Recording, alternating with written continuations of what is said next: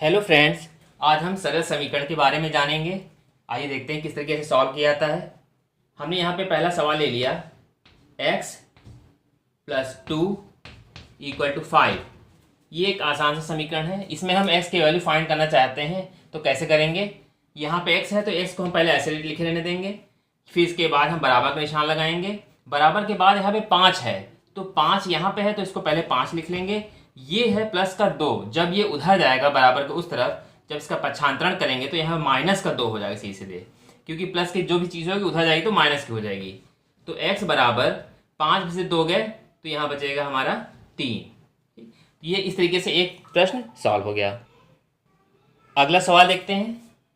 यहाँ पर हमने ले लिया x, यहाँ पे है मेरा 3 है, 3 बराबर यहाँ पे लिख लिया हमने 5।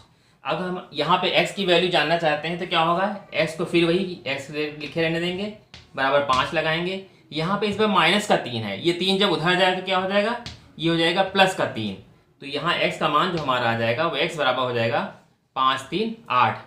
अगला सवाल देखते हैं। 5x plus 7 equal to 17। यहाँ पे हम x की वैल्यू निकालना चाहते हैं तो पहले क्या करेंगे, 5x को ऐसे रहने देंगे, बराबर लगाएंगे 17, बराबर के उस पास 17 है तो 17 को इधर लिख रहने देंगे। ये जो 7 है ये प्लस का जब उधर जाएगा तो ये हो जाएगा माइनस का 7 हो जाएगा।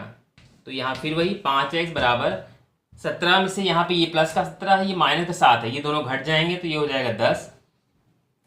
अब हम देखेंगे यहाँ पे हमको जो वैल्यू चाहिए हमें x की चाहिए, यहाँ पे लेकिन 5x है तो ये 5 कहाँ जाएगा, तो x बराबर ये हो जाएगा 10। जो चीज़ के साथ गुणे में है वो हमेशा इसके बटे में आएगी। ठीक, तो यहाँ पे 5 नीचे आ गया, इसको काट सकते हैं, 5 कम 5, 5 दूनी 10। तो यहाँ x का जो मान आ जाएगा वो आ जाएगा यहाँ पर 2।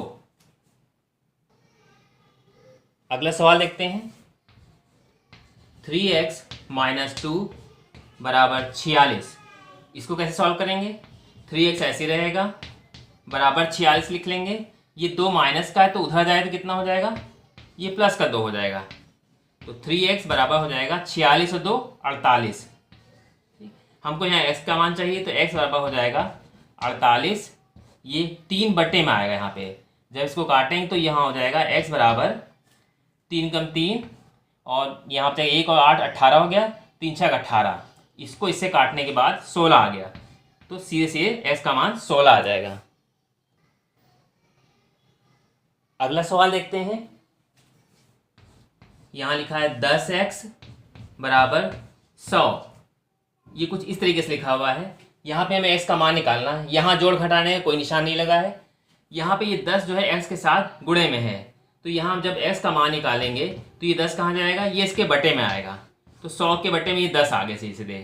ठीक, यहाँ बटे में 10 का पार्ट पड़ेंगे 10 दहम 100, या सीधे से 1 0 0 काट दिए तो यहाँ x का मान हमारा आ जाएगा सीधे सीधे 10 आ जाएगा। अगला सवाल देखते हैं। यहाँ पर x बटे 4 बराबर 5। ये ऐसे इसमें लिखा हुआ है। अब हम इसका मान, अगर इसमें x का मान निकालना चाहें तो कैसे निकालेंगे, यहाँ पे इसके नीचे पहले 1 लिख लेंगे और यहाँ पे क्रॉस मल्टीप्लाई कर लेंगे सीधे सीधे। इस तरीके से क्रॉस मल्टीप्लाई किया जाता है। 1 का गुणा करेंगे x से तो खाली x रहेगा, बराबर लगाएंगे। 4 का गुणा 5 से करेंगे तो हो जाएगा 4 पंजे 20। तो ये कुछ x का मान जो है x बराबर 20 आ जाएगा। अगला सवाल देखते हैं। 3x बटे 4 बराबर 6। मान लीजिए इस तरीके से दिया हुआ है। हम इसमें जो है x का मान निकालना चाहते हैं तो ये वही चीज़ इसमें भी 6 के बटे में 1 लिख लेंगे यहाँ पर, और यहाँ पे क्रॉस मल्टीप्लाई करेंगे तो क्या आएगा, यहाँ पर 1 का 3 से मल्टीप्लाई करें तो हो जाएगा 3x। यहाँ फिर बराबर निशान लगाएंगे, 6 का गुणा 4 से करते हैं, 6 चौकी 24।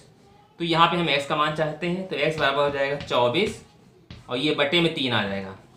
जब 3 से इसको डिवाइड करें तो कितना आ जाएगा, x बराबर 3 कम 3, 3 और 8 24। तो यहाँ पे 8 आ जाएगा सीधे सीधे। अगला सवाल देखते हैं। 3x बराबर -9 ये लिखा है। इसमें हम x का मान निकालेंगे, कैसे निकालेंगे, x हम ऐसे रहने देंगे, -9 ऐसे रहने देंगे।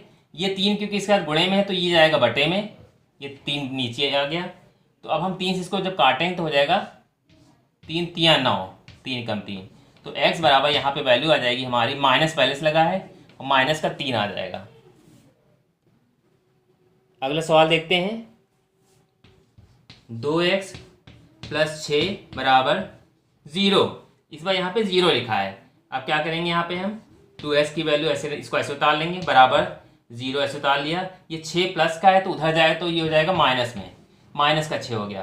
ठीक, तो ये हो जाएगा 2x, 0 में से 6 जाएगा तो माइनस का 6 बचेगा सीधे सीधे। तो यहाँ x बराबर हो जाएगा -6, ये 2 कहाँ जाएगा, ये अपॉन में आएगा, 2 से इसको काट लेंगे, 2 तियाँ 6, तो यहाँ पे s का मान -3 आ जाएगा।